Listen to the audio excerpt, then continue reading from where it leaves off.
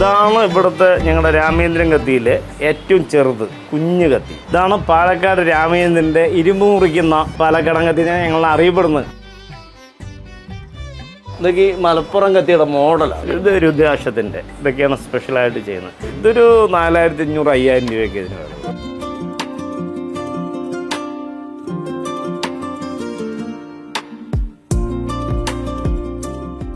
ഇപ്പോൾ തിരുവനന്തപുരം കൊല്ലത്ത് ഉപയോഗിക്കുന്ന ഈ മോഡൽ വെട്ടുകത്തികളാണ്. ഇതൊക്കെ തമിഴ്നാട് മോഡൽ വെട്ടുകത്തികളാണ്. അതാ ഈ തമിഴ്നാട് മോഡൽ വെട്ട്. ഇത് പിടി കാളക്കൊമ്പാണ്. കാളക്കൊമ്പ് പിച്ചളൊക്കെ ഒക്കെ ഇട്ടിട്ടുള്ള ഇതിന് ഇത്തിരി വില കൂടുതലായിരിക്കും, പണി കൂടുതലാണ്. കാളക്കൊമ്പിലൊക്കെ ചെയ്തെടുക്കാനുള്ള ബുദ്ധിമുട്ട്. ഇത് കീച്ചൻ മടക്കാൻ പറ്റുന്ന ചെറിയ കുഞ്ഞു കത്തിയാണ്, ഏറ്റവും ചെറിയ കത്തി. പിന്നെ മടക്ക് കത്തി തന്നെ ഒരുപാട് മോഡലുകളുണ്ട്.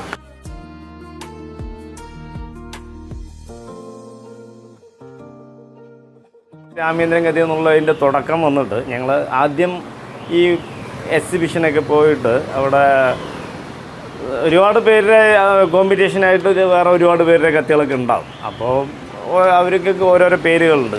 അപ്പോൾ ഞങ്ങളെ ഒരു പേര്, ഞങ്ങളുടെ സ്ഥാപനത്തിന് രാമേന്ദ്രൻ ഇൻഡസ്ട്രീസ് എന്നാണ് സ്ഥാപനത്തിൻ്റെ പേര്. അപ്പോൾ ഒരു ആദ്യമായിട്ടൊരു ഈ പേരിൻ്റെ ഇത് സ്റ്റാർട്ടിങ് വന്നിട്ട് തിരുവനന്തപുരത്ത് കുതിരകണ്ട മൈതാനത്ത് ഒരു ആർട്ടിസ്റ്റ് ആൻഡ് ഡെവലപ്മെൻറ്റ് കോർപ്പറേഷൻ്റെ മേള നടക്കണം, കരകൗശല മേള. അന്ന് ചെറിയ പരിപാടികളൊക്കെ പങ്കെടുക്കുമ്പോൾ അപ്പോൾ അവിടെ ഒരു തുണിയുടെ ബാനറിൽ ഒരു ബ്രൗൺ കളർ നല്ല ഓർമ്മയാണെന്ന് ഒരു 30-35 വർഷങ്ങൾക്ക് മുമ്പാണ് അത്. അപ്പോൾ ഞാൻ തന്നെയാണ് അതിൻ്റെ. അപ്പോൾ രാമേന്ദ്രൻ കത്തിൽ നിന്നൊരു ബാനർ എഴുതിയിട്ട് രാമേന്ദ്രൻ കത്തികൾ പാലക്കാടൻ രാമേന്ദ്രൻ കത്തിൽ നിന്ന് എഴുതിയിട്ട് അതാണ് അവിടെ വെച്ചു. അതാണ് ഈ പേരിൻ്റെ തുടക്കം.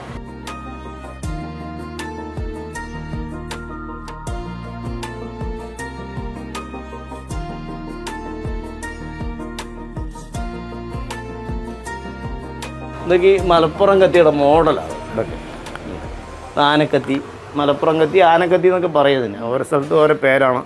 എനിക്കത് കാളക്കൊമ്പിൻ്റെ പിടിപ്പിച്ചലൊക്കെ ഇട്ട് സ്പെഷ്യലായിട്ട് ഇതിന് ഈ ലെതറിൻ്റെ കവർ കൂടി വരും.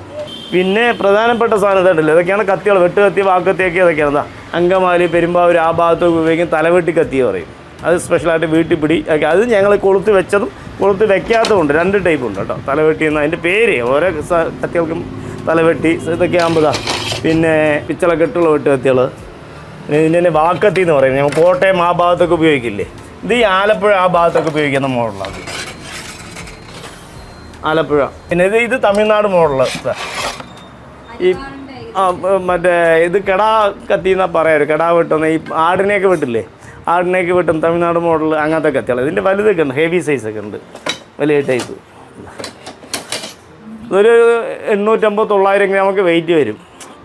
ഇതിൻ്റെ ചെറുതുണ്ട്, കുഞ്ഞതുണ്ട്. അങ്ങനെ ഒരു 3 സൈസ് അതിനകത്ത് വരും. ഇതൊരു 3000 രൂപ, 3500 രൂപ ആ റേഞ്ചൊക്കെ വരും. ഇത് കനക വെള്ളി എന്ന് പറയും. സാധനമില്ലേ, വെള്ളിയാണ്. ലീഫിലടിച്ച് കാളക്കൊമ്പിൻ്റെ പിടിയിട്ട് സ്പെഷ്യലായിട്ട് ചെയ്യുന്നത്. അതാണ് ഏറ്റവും വില കൂടിയ കത്തി ഇപ്പോൾ ഇവിടെ നിലവിലുള്ളത്. പിന്നെ ഞങ്ങൾ ഈ മലപ്പുറം കത്തി അങ്ങനെയുള്ള മോഡലുകളൊക്കെ ഉണ്ട്, അതൊക്കെ ചെയ്യുന്നുണ്ട്.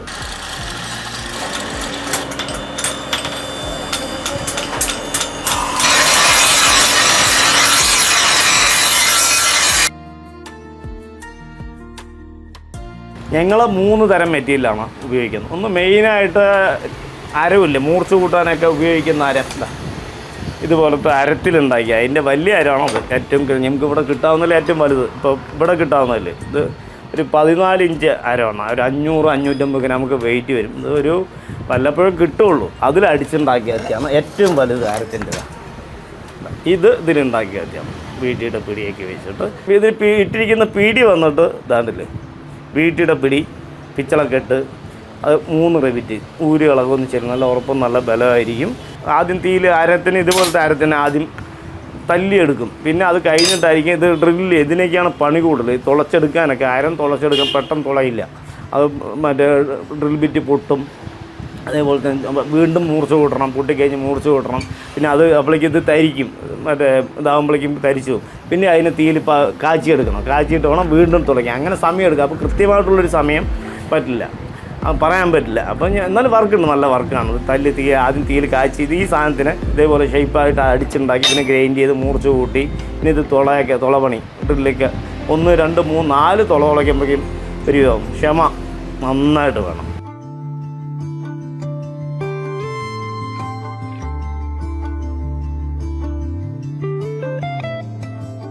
ഇത് രുദ്രാക്ഷത്തിൻ്റെ ഇതൊക്കെയാണ് സ്പെഷ്യലായിട്ട് ചെയ്യുന്നത്. രുദ്രാക്ഷം പിച്ചളക്കെട്ടൊക്കില്ല. ഇതൊരു 4500-5000 രൂപയൊക്കെ ഇതിന് വരും. ഒരെണ്ണം ഉണ്ടാക്കാൻ ഒരു ദിവസം എടുക്കും. പിന്നെ അത് മുകളിലുള്ളത് വന്നിട്ട് ഷെഫ് നൈഫാണ്. ഈ ജാപ്പാനീസ് മോഡൽ ഷെഫ് നൈഫില്ല, അതിൻ്റെ ഇപ്പോൾ ഒരുപാട് മോഡലുകൾ തീർന്നിരിക്കുകയാണ്. എന്നാലും കുറച്ച് മോഡലുകളൊക്കെ ഉണ്ട്. അതൊക്കെ ആ മോഡലൊക്കെയാണ് ഷെഫ് നൈഫ്. അതൊക്കെയാണ് ഈ ഷർബൻ മോഡലാണ്. ഇതാ സ്പെഷ്യലായിട്ട് ഇറച്ചിയൊക്കെ വെട്ടാനും പിന്നെ സ്ലൈസിങ്ങിന് ഷെഫ്മാരൊക്കെ ഉപയോഗിക്കുന്ന ടൈപ്പാണ് ഇത്. ഇത്തരം മോഡലുകൾ. പിന്നെ ഇതൊക്കെ മീനൊക്കെ വലിയ ബ്രൂണിങ് നൈഫ്, അത് വലിയ മീനുകളൊക്കെ ഈ കത്തിയുണ്ട്. വിദേശത്തെ മോഡലാണ്. അത് തന്നിട്ട് ഒരാൾക്കാർ പറഞ്ഞ് ഇതേപോലെ ചെയ്ത് തരുമ്പോൾ പറഞ്ഞിട്ട് ഞങ്ങൾ ഉണ്ടാക്കിയാണ്. അത് ഇവിടെ ഷാർപ്പ് വരും. ഇങ്ങനെ വലിയ വലിയ മീനുകളൊക്കെ ഇത് വെച്ചിട്ടായിരിക്കും ശരിയാക്കുക.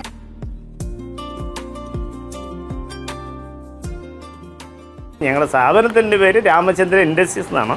അപ്പോൾ പിന്നെ അതുമാത്രമല്ല ജനങ്ങളൊക്കെ അവിടെ തന്നെ തിരുവനന്തപുരത്ത് തന്നെ രാമചന്ദ്ര ടെക്സ്റ്റൈൽസ് ഉണ്ട്, തുണിക്കട.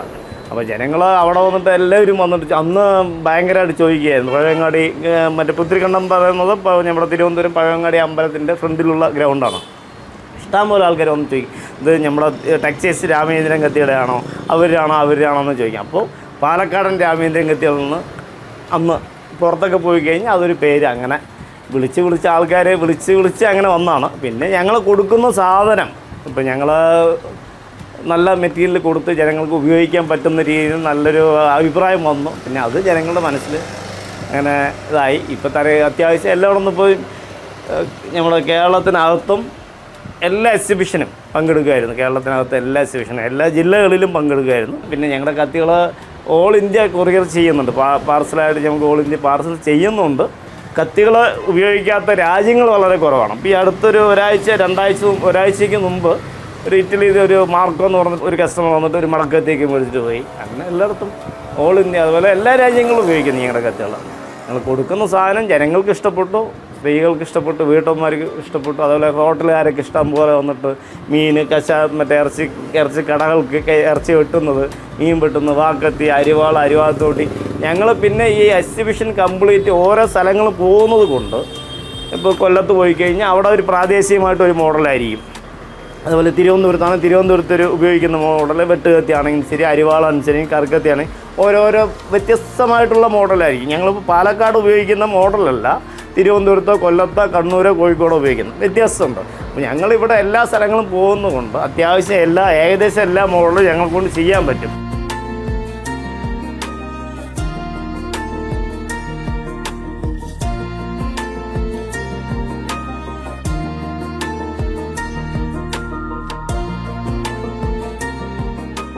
നമ്മൾ കൊടുവായൂർ കണ്ട ഈ മലപ്പുറം കത്തിയും അരിവാൾ അതുപോലുള്ള ഒരുപാട് കത്തികൾ കണ്ടില്ല. ആ കത്തികളൊക്കെ ഉണ്ടാക്കുന്ന സ്ഥലമാണ് പല്ലശ്ശനയിലുള്ള ആലയിലാണ് നമ്മളിപ്പോൾ. അപ്പോൾ കത്തി ഉണ്ടാക്കുന്ന ഓരോ പ്രോസസ്സും നമുക്ക് ഇവിടെ നിന്ന് നേരിട്ട് നോക്കാം. ലോറി ബസ്സിൻ്റെയൊക്കെ സ്പ്രിംഗ് ലീഫില്ലേ, ഇതാണ് മെറ്റീരിയൽ. ഇതിൽ അടിച്ചുണ്ടാക്കിയ കത്തികളാണ് നമ്മൾ അവിടെ കണ്ടില്ലേ. ഇതൊക്കെ അതിൻ്റെ പണി കഴിഞ്ഞിട്ടുള്ള സാധനങ്ങളാണ്. ഇതിനാണ് ഈ മെറ്റീരിയൽ മെഷീനിൽ കട്ട് ചെയ്തിട്ട് എന്നിട്ട് ബാക്കിയുള്ള ഭാഗങ്ങൾ തീയിൽ കാച്ചി അടിച്ച് ഇതിന് ഗ്രൈൻഡിങ്, ഇപ്പോൾ അത് കഴിഞ്ഞിട്ട് ഡ്രില്ലിങ്, തുളയ്ക്കൽ. ഇത് പിടി അറുക്കുന്ന പിടികൾ സെറ്റ് ചെയ്യാം. എന്താണ് തടി നമുക്ക് മേടിക്കാൻ കിട്ടും. വീട്ടിയുടെ തടി, അത് ഒറിജിനൽ വീട്ടിയാണ്. ഇത് സൈസാക്കിയിട്ട് നമ്മുടെ അളവിനനുസരിച്ചിട്ട് കട്ട് ചെയ്തിട്ടെടുക്കും.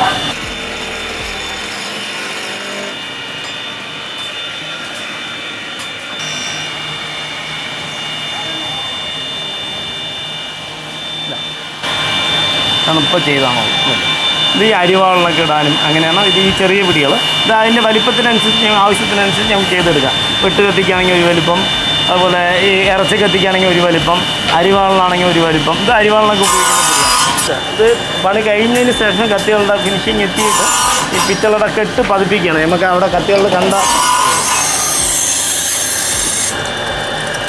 ഇതുപോലെ ഇത് പിച്ചളാണ്. ഇതിന് വെച്ച് ഡ്രില്ല് ചെയ്തിട്ട് ഇനി റിവിറ്റ് ചെയ്യണം. കഴിഞ്ഞില്ല, പണി കഴിഞ്ഞില്ല. ഇനി ഇതിൻ്റെ സൈഡൊക്കെ ബോർ ചെയ്യണം. അങ്ങനെയുള്ള പ്രോസസ്സാണ് ഇപ്പോൾ നടന്നുകൊണ്ടിരിക്കുന്നത്.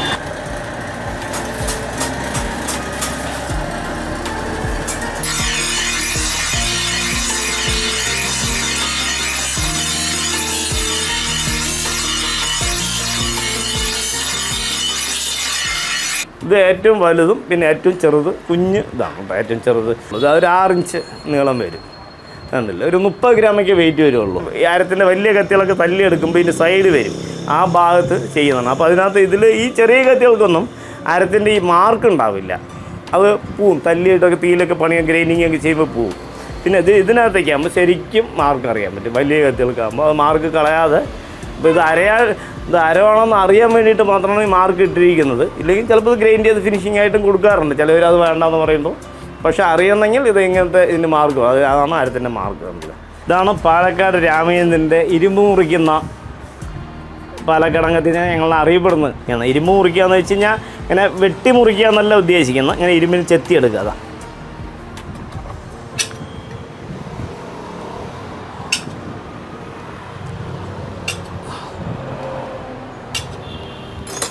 ഇതിൻ്റെ ടെമ്പർ കൃത്യമാണെങ്കിൽ മാത്രമേ ഇങ്ങനെ ചെയ്യാൻ പറ്റുള്ളൂ. എൻ്റെ വാത്തല പരുവത്തിൽ കിട്ടണം. ഉണ്ടല്ലേ, ഇരുമ്പ് കട്ടീൻ്റെ പീസിൽ ഇതാ കത്തിയുടെ വാത്തല. ഈ കത്തി ഉണ്ടാക്കുന്ന ഇപ്പോൾ ഒരു കുടിൽ വ്യവസായമായിട്ടാണ്. ഇതിൻ്റെ എക്സ്പാൻഷൻ ഐഡിയാസ് ഒക്കെ എന്തൊക്കെയാണ്? ഇപ്പോൾ ഞങ്ങളുടെ അച്ഛൻ്റെ കാലം മുതലുള്ള പാരമ്പര്യമായിട്ട് ചെയ്തു വരുന്നു.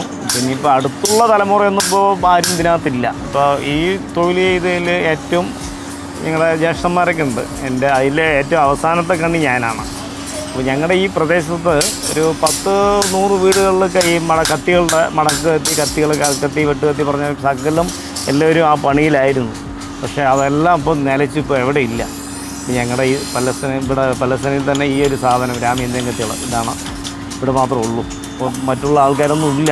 പിന്നെ ഇത് കുറച്ച് ഞങ്ങൾക്ക് പ്രൊഡക്ഷൻ വർക്ക് കൂട്ടണമെങ്കിൽ മെഷീനറീസ് മറ്റുള്ളതൊക്കെ ഉണ്ടെങ്കിൽ ഞങ്ങൾക്ക് കൂട്ടാൻ പറ്റും. പക്ഷെ അത് അറിയുന്ന ആൾക്കാരും വേണം.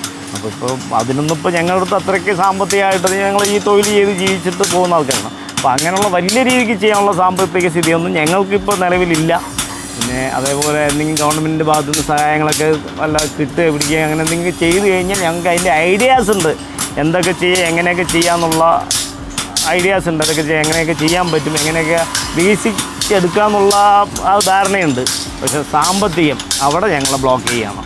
ഇതിനെല്ലാത്തിനും സാമ്പത്തികമാണ് ആവശ്യം. അത് വളരെ പരിമിതിയാണ്. എന്ന് വെച്ചാൽ ഞങ്ങൾ ഈ തൊഴിൽ ചെയ്തിട്ട് ഞങ്ങൾ ഈ ഒരു തൊഴിൽ ചെയ്ത് ഇത്രയും 10-13 പേര് ഇവിടെ വർക്ക് ചെയ്യുന്നുണ്ട്.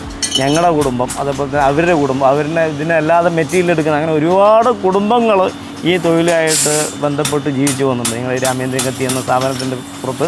പിന്നെ ഞങ്ങളുടെ നിന്നും വാങ്ങിച്ചിട്ട് ഞങ്ങൾ ഇപ്പോൾ ഓൾ ഇന്ത്യ പാർസൽ കൊറിയർ എല്ലാവരുടെയും ചെയ്യുന്നുണ്ട്. ഓൾ ഇന്ത്യ ഞങ്ങളുടെ വാട്സപ്പ് നമ്പറിലേക്ക് 9747210217 അതാണ് വാട്സപ്പ് നമ്പർ. അതിലേക്ക് ഒരു ഹായ് എന്ന് അയച്ചു കഴിഞ്ഞാൽ ഞങ്ങൾ ഫുൾ കാറ്റലോഗ് ഞങ്ങളെ ഇതിൻ്റെ ഒരു PDF ഫയൽ, മോഡലുകളുടെയൊക്കെ പ്രൈസ് ലിസ്റ്റ് ഉണ്ട്, വിലയും വിവരമൊക്കെ. അതൊക്കെ ഓൾ ഇന്ത്യ എല്ലായിടത്തും ഞങ്ങൾ കൊറിയർ ചെയ്യുന്നുണ്ട്. പിന്നെ അല്ലാതെ കുറച്ച് അത്യാവശ്യം കച്ചവടക്കാർ ഹോൾസെയിലായിട്ട് ചെയ്യുന്നുണ്ട്. അതിൽ ഹോൾസെയിലും ചെറിയ രീതിക്ക്, അങ്ങനെ വലുതായിട്ടല്ല. ഇവിടെ ഞങ്ങൾ പ്രൊഡക്ഷൻ പറ്റുന്ന രീതിക്ക് ഞങ്ങളുടെ കുറച്ച് പഴയ കസ്റ്റമറുണ്ട്, അവർക്കൊക്കെ കുറച്ച് ഇങ്ങനെ കൊടുത്തുകൊണ്ടിരിക്കുന്നുണ്ട്. അങ്ങനെയൊക്കെ ഉള്ളൂ. പിന്നെ കൂടുതൽ പ്രൊഡക്ഷൻ വേണമെങ്കിൽ അതിനുള്ള മെഷീനറീസ് വേണം, അതിനുള്ള സൗകര്യങ്ങൾ വേണം. അപ്പോൾ അതിപ്പോൾ നിലവിലിപ്പോൾ സാഹചര്യങ്ങൾ പറ്റാത്തതുകൊണ്ട് ഇപ്പോൾ ഈ രീതിക്ക് ഇങ്ങനെ തുറന്നുകൊണ്ട് പോകണം. പിന്നെ ഭാവിയിൽ എന്താവും വികസിപ്പിക്കണമെന്ന ആഗ്രഹങ്ങളൊക്കെ ഉണ്ട് ഒക്കെ ഈശ്വരൻ്റെ കയ്യിൽ.